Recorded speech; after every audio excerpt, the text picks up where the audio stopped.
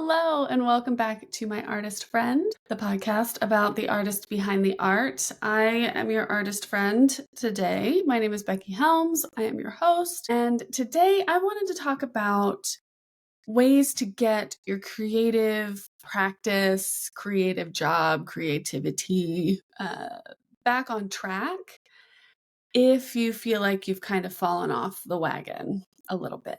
I feel like this kind of goes back to my episode, it was a couple episodes ago, about balancing long-term projects and short-term projects, and kind of the epiphany that I had where everything was up in the air. Everything felt big and I couldn't finish anything. I wasn't getting any dopamine. So I started kind of sprinkling in some kind of instant gratification crafts, which I'm actually working on a big master list of instant gratification crafts and rewards. I was talking to my therapist about this. She wanted me to make a rewards menu. So this is a tangent, but a rewards menu is basically little things I can do to reward myself during a big project. So kind of taking the steps out of something huge and rewarding myself for making that progress in maybe a smaller way, but in a way that kind of keeps momentum up and the dopamine flowing in my brain. So check out my last newsletter. And I have a Instagram post as well about the newsletter. And we kind of have some ideas that we're working through for a rewards menu. But I also want to work on kind of in tandem my instant gratification crafts menu as well. But that's not what we're talking about today. Those were things to help out when you have like a larger project going on. This episode, I have 10 things you can do if you are just feeling out of whack. If you are on the road to burnout, if you have a creative business where it's your job to be creative, which is difficult. If you are just a creative person who doesn't know what to do, if your practice has gotten stale, if you are just generally feeling overwhelmed with the state of the world, these are things you can do to kind of break out of that sort of tunnel vision of stress, if you will. So these are things that I try to do when I am feeling overwhelmed. I went through a very serious, I've had a couple of bouts of real burnout in my life. And I am kind of right now, even 2 years after shutting my business down, I am finding I have the tendency to move to burnout, which is kind of the toxic productivity of it all for me, you know? But these are things that I do and I am doing to kind of help myself embrace the creativity again and maybe find something new that sparks interest. And I hope they can be helpful to you.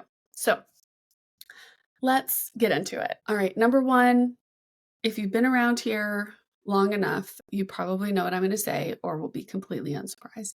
Journal. Journal your feelings. I have a whole episode about how much I love my journaling practice. My journaling practice is probably a little bit more intense than other people want to be, but it is essential for my brain. I want you to get the junk out of your head. So a lot of times we can just kind of freeform stream of consciousness, journal out our frustrated feelings. And you can even start your journal writing with, I don't know what to write.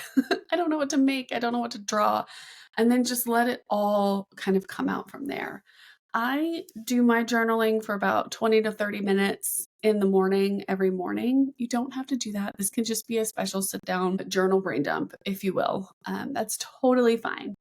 But if you need some kind of ideas for where to start, you could start your journal with, when did I start to feel stuck?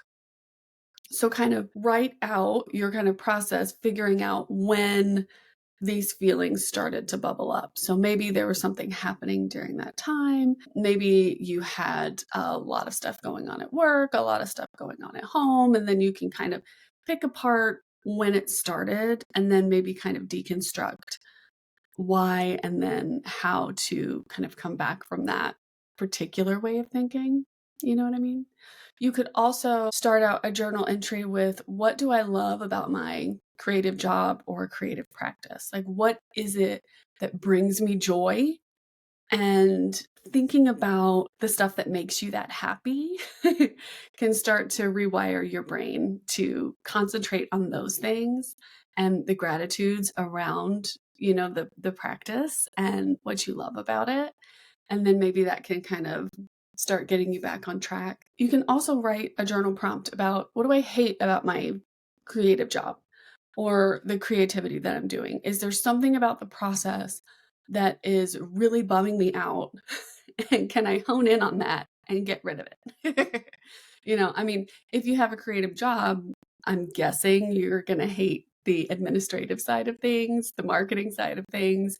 Maybe there's some way you can make that a little bit more enjoyable. You could batch it, get it out of the way all at once, and then you can concentrate on the fun stuff. Maybe there's a way you could hire something out that is really stressful for you. There are lots of solutions to this, but writing it out and getting clear on what those things are that you really don't like doing is a good way to start kind of pinpointing that stuff. And then you can also do a quick journal about, what's a small change that I can make today that can make me feel better about my creative practice, or, help free up some time to play in my creative practice again, things like that. And no one's going to read this.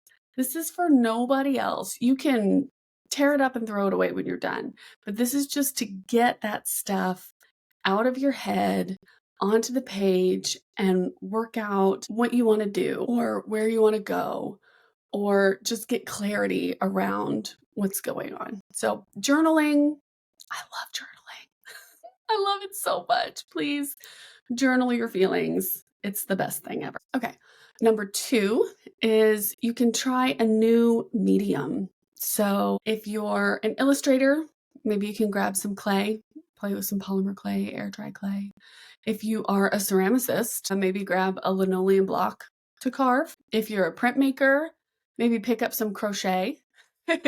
You know what I mean? Like, this is a kind of getting out of your comfort zone and doing something wildly different. And it just kind of uses different parts of your brain, different parts of your creativity. You are still making something, you're still creating, you're still choosing colors and lines and like all the juicy good stuff about making stuff and being a creative artist, but it's just in a different medium.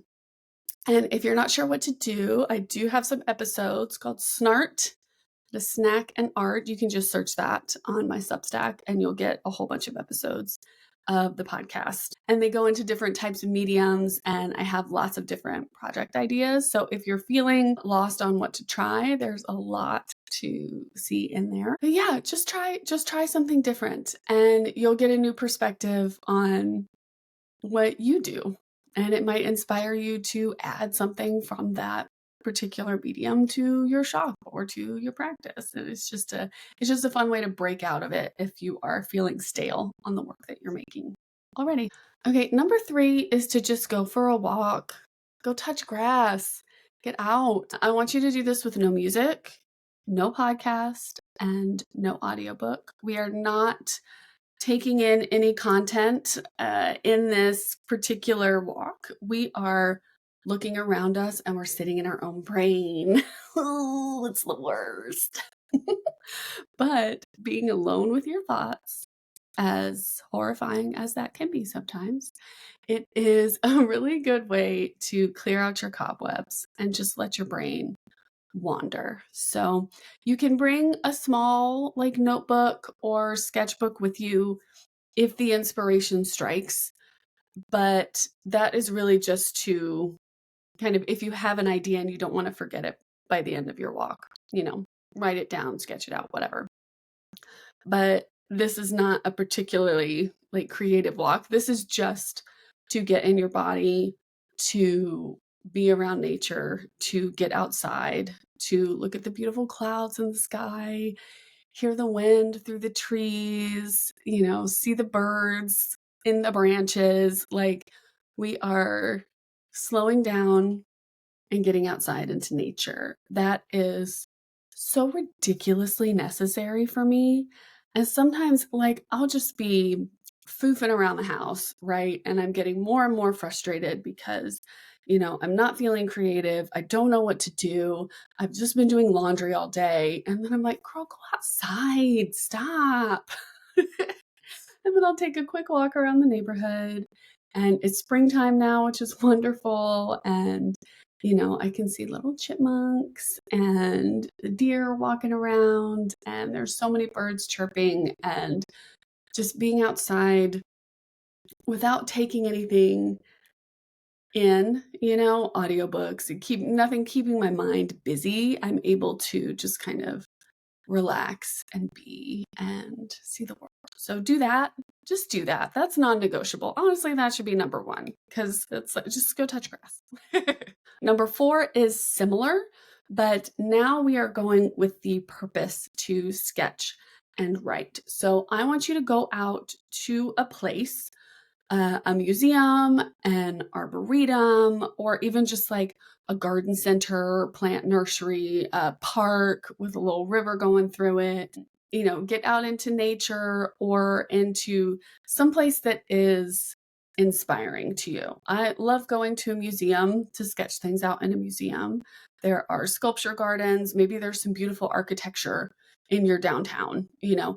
Go to those places with a sketchbook, with a notebook. I suppose you could bring your laptop if you feel like it, or like your iPad or something like that. But this is for inspiration. This is for sketching flowers. This is for writing poems. This is for being out in nature and writing a chapter of your book. So number 3 was to kind of get out and clear your head. But this one is to get out and actually create something. And go to a place that maybe you don't always like. You could even go to the thrift store and just like sketch little things at the thrift store, take pictures of stuff at the thrift store, come home and sketch it, whatever.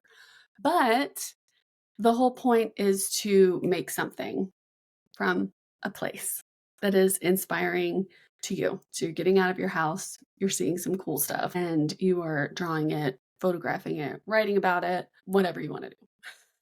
All right, number 5 is to take a class or watch a YouTube video about something creative, something to make. Maybe it's a painting class. Maybe it's a draw along. Maybe it's, make a junk journal with Jennifer Perkins. Find someone who makes either crafty videos or art videos and pick something to make and just follow along with the process. You are gathering your supplies and you're not thinking too hard about the actual thing because you're being guided through the steps of making or painting. But you are able to put your spin on it. You're able to get this new piece out into the world. And it's not something that you have to do all of the heavy lifting for. I think that would be fantastic. There are some classes that you can pay for that are like Zoom classes, drawing classes. I didn't know about this until recently. Jennifer Perkins actually posted about this painting class that she was doing by a different artist that she was following along with. And I was like, that is really fun. It was this artist just showing her process and how she paints these things. And I was like, what the heck? I want to take that class. So you can have classes that you pay for, or just head over to YouTube University and type in a painting class, crafty class, how to crochet, how to knit, anything like that. And you are going to find a treasure trove of things to do. So I think that would be a really good way to take some of the heavy lifting out of the creativeness of it all and to try something new. You also don't even have to keep it. You can make this for the express purpose of chucking it at the end of the day. This is not something that is like super serious. You are not making a business out of this. You are simply trying to do something new and have a good time in making. kind of stretch your creative muscles and have a good time. This is not for consumption. This is not to like show off. It's just to do it for yourself. Number 6 is really simple, but this is just take 5 minutes and do some free form drawing every single day. No thoughts, just scribbles, whatever comes to mind. You know, if you have a jar of salsa on your table, like I do, you could draw that. You know, you could do still lifes, you could draw your cat, you could scribble, you could do that thing we all used to do in, what was it called? Kit Pigs? MS Paint? I forget, where you do the scribbles and then you just kind of like click in each of the little spots and do different colors in that. I feel like everybody did that. Everybody of a certain age did that. This is just a free form practice. Nobody has to see this. You are not showing it to anyone. You are not posting it to Instagram. I suppose you can if you want to, but that's not the purpose of it. Okay. It's okay if it's ugly. It doesn't have to be cute. This is all just practice. I think this might be one of the more difficult ones for me because I have this and I haven't done it yet because of this. It's like, it's holding me back. Okay, let me work this out with y'all. Okay. I have spent so many years on Instagram showing my art. And I feel like my work throughout the years got more and more precise. I would do more drawings, scan it, put it in a pin back button, and let it go. But as I got into enamel pins, I started to kind of perfect things. And I started using a lot of the same shapes and a lot of the same artwork in my work, interpreted in different ways, because that's some way that I could make more stuff. You know what I mean? It was easier for me. I had those shapes already made. And I think the repetition and the perfection of the line work and the art is very detrimental to me now. Especially since I'm not doing it, because it just got me into this rut, if you will. And now my little brain is like, if it's not perfect, you probably shouldn't show anybody. And my perpetual, you can make a business out of this because I've done it, you know, I've taught other people how to do it. It's pervasive in my brains. So this one's really difficult for me. Maybe this is the one I really need to concentrate on because it's the one that gives me the most, I have the most hesitancy about, because I have that knee-jerk reaction of if I'm drawing something, I need to share it, you know, which I don't. I don't need that outside validation. It's just something that I'm making for myself. It's really hard for me to make something ugly because I want it to be that perfect, precise, you know, I can share it, I can sell it. Like that's where my brain goes. And she needs to chill out. It's been 2 years since I shut my shop down. Like you'd think those ideas would start to get fainter in my brain, but no, ma'am, not her. So maybe as part of my journaling process in the morning, I can do just a quick free form scribble. My notes literally say no thoughts, just scribbles. So I think this is the big one that I'm going to work on as I move forward. Now, number 7 is kind of an extension of that, because if you have a hard time just coming up with something to draw, no thoughts, just scribbles, you can use creative prompts instead. On Substack, there is the 100-Day Project. There is the 10-Minute Artist. Both of them have prompt ideas. I believe they're in the paid subscriptions, but they have artist prompt ideas to create with. And you can also do, I have a couple of links to some free prompts, which are really interesting. There's one that is art journaling specific and one that's more kind of abstract and detailed. It's one of those, you know, like draw your house 50 years from now, you know, that kind of thing. But I have some links. All those links are down below for prompts. Unfortunately, as I was Googling, you know, prompts for artists or drawing prompts and stuff like that, AI has kind of co-opted the word prompt. And I want nothing to do with AI. I want prompts for human intelligence. I don't ever want to see another AI created image in my life because it just reminds me that everything that they use is stolen art. It drives me crazy and I will just, oh, it makes me so mad. So be careful if you're Googling art prompts because there's a lot of stupid AI stuff. And if AI art has one hater, it's me. But looking up sketchbook prompts, art journaling prompts, poem prompts, creative writing prompts, things like that. And you can even do the little minus AI. So at least even then Google won't pop up with an AI thing, which is nice. Ooh, I'm an AI hater.